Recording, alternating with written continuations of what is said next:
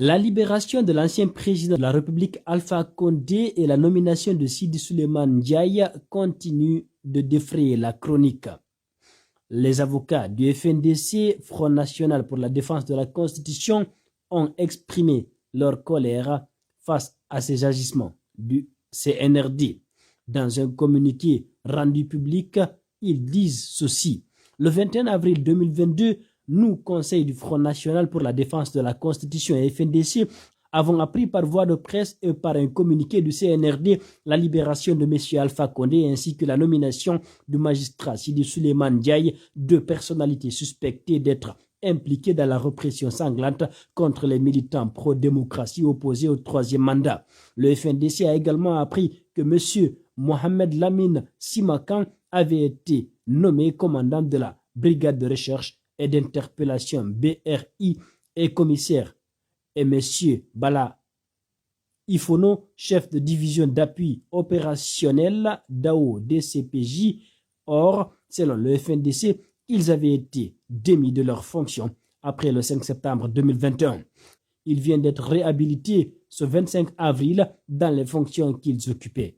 Ils sont pourtant également soupçonnés d'avoir participé à la répression sous le régime de M. Alpha Condé.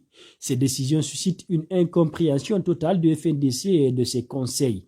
Elles inspirent en effet l'impression d'une réintégration d'anciens cadres de régime à l'inverse de la promesse de renouvellement affichée, et ce, avant toute enquête judiciaire et au mépris du principe de précaution. Ces décisions sont parfaitement insupportables pour les victimes qui s'estiment bafouées dans leurs droits.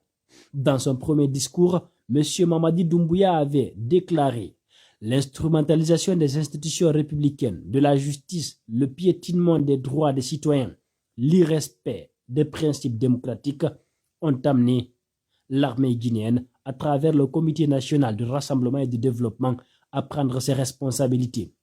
Et la justice devait être la boussole de la transition. » Les propos du colonel avaient suscité beaucoup d'espoir au sein de la population guinéenne après plusieurs années de dérive autocratique. Force est cependant de constater que, plusieurs mois après les différents engagements du CNRD et de son président visant à permettre à la Guinée de renouer enfin avec le chemin de la justice sociale et de lutter résolument contre l'impunité, la situation n'avance pas. Cette absence de réel changement surprend d'autant plus qu'un certain nombre d'acteurs de la société civile, dont le FNDC, sont disponibles pour favoriser et accélérer le processus des procès liés aux crimes de sang. Hormis l'information judiciaire ouverte par le parquet de la Cour d'appel de Conakry en date du 14 janvier 2022, qu'il faut saluer, pas un seul élément ne permet aujourd'hui de nourrir l'assurance d'un engagement rapide du processus de judiciarisation des acteurs à l'origine des exactions. Cette judiciarisation figure parmi les préalables à la restauration démocratique. Nous ne comprenons pas cette situation qui contraste avec les engagements du CNRD. Cette incertitude vient troubler la compréhension quant aux finalités qui sont poursuivies, ce qui ne doit pas et ne devrait pas avoir lieu d'être. Pire encore, nous craignons aujourd'hui et espérons en cela nous tromper que les voix qui pourraient exprimer ces exigences se retrouvent effacées. La mise en liberté dans ces conditions de M. Alpha Condé accroît indiscutablement les inquiétudes. Face au désenchantement et aux espoirs déçus des victimes et familles de victimes, nous rappelons notre position. La lutte contre l'impunité, en particulier pour ce qui concerne les crimes de sang, doit être une priorité pendant cette transition, car la refondation ne saurait rimer avec l'impunité. Les sous-signés attendent que des actes concrets soient pris par les autorités de la transition pour manifester leur intention de réprimer ces actes. Les sous-signés annoncent qu'ils ont d'ores et déjà écrit au procureur de cette cour pour réaffirmer leur souhait qu'une enquête soit rapidement ouverte.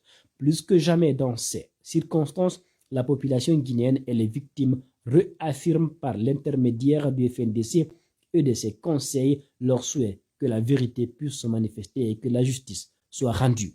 De la même manière qu'ils l'ont exprimé par le recours introduit ces derniers mois, les sous-signés exerceront la plus grande vigilance quant au respect des libertés et droits fondamentaux dans les mois qui suivent. Il souhaite que la Guinée revienne rapidement à la stabilité institutionnelle qu'elle réclame depuis de trop nombreuses années et que la transition démocratique annoncée se fasse rapidement dans le respect de la justice et des droits de toutes les parties prenantes. Paris, le 26 avril 2022, signé William Bourdon et Vincent Brengart.